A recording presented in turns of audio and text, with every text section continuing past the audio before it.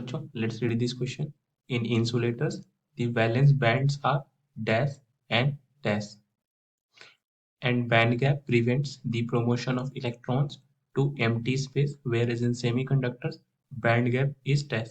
It's a kind of fill in the blank statement question. So हमें बताना है कि इस blanks में कौन सा word insert होगा. The key concept of this question, and this is band theory. Band theory ये कहती है डेट कोई भी मटेरियल में बहुत सारे एटम्स होते हैं और उन एटम्स में होते हैं इलेक्ट्रॉन्स, और उन इलेक्ट्रॉन्स भी एटम के अंदर अलग अलग ऑर्बिट्स में डिस्ट्रीब्यूटेड है, पर अलग अलग ऑर्बिट का अलग अलग एनर्जी लेवल होता है. बट बैंड थ्योरी में हम लोग कंसिडर करेंगे आउटर मोस्ट सेल के इलेक्ट्रॉन्स को. सो इनके अकॉर्डिंग जो आउटर मोस्ट सेल होता है,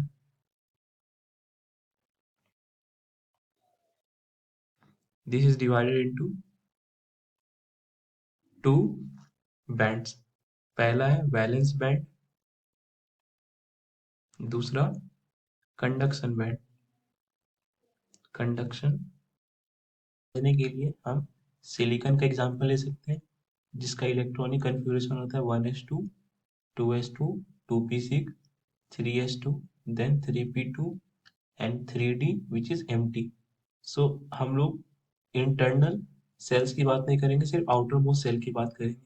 तो outer most cell will be divided into two bands. पहला बैंड होगा valence band,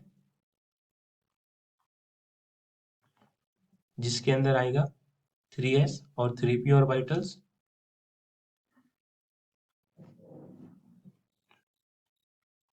and then one will be conduction band, जिसमें आएंगे 3d orbitals.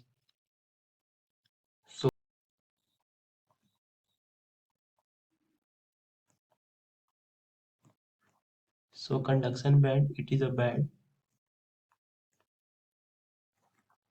where electrons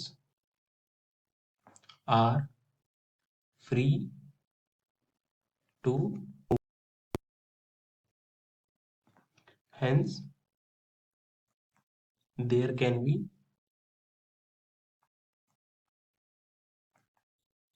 a flow of current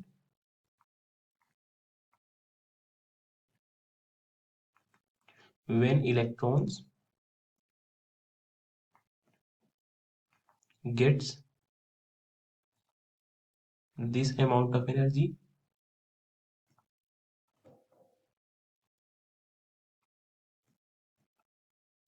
it is said to be in conduction band.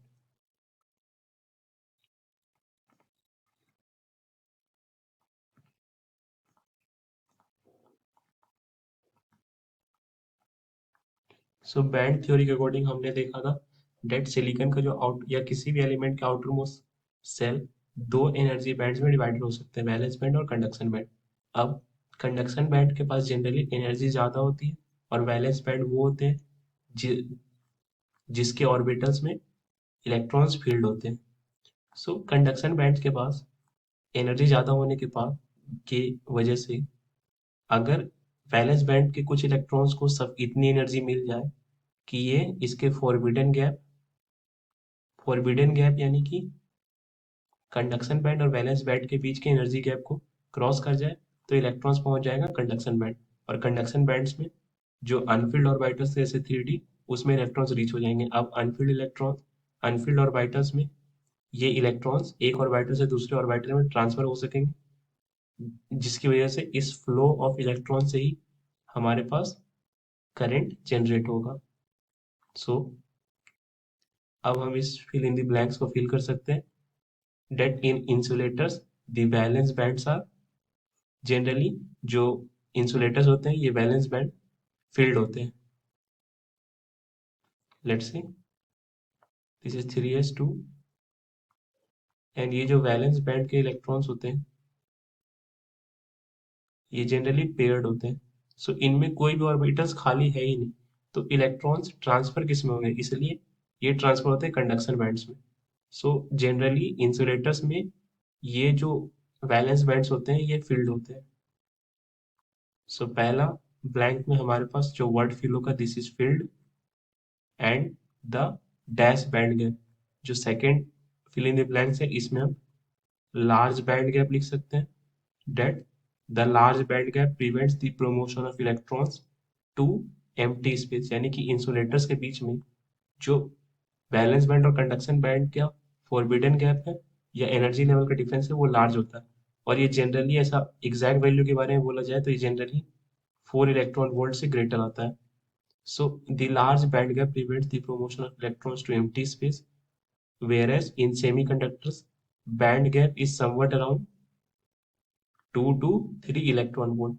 But इसमें कुछ exceptions भी है, silicon जिसका forbidden gap सिर्फ 0.7 electron volt होता है, बट जनरली सेमीकंडक्टर्स का जो फोरबिडन एनर्जी गैप होता है ये 2 से 3 इलेक्ट्रॉन वोल्ट के रेंज में आता है।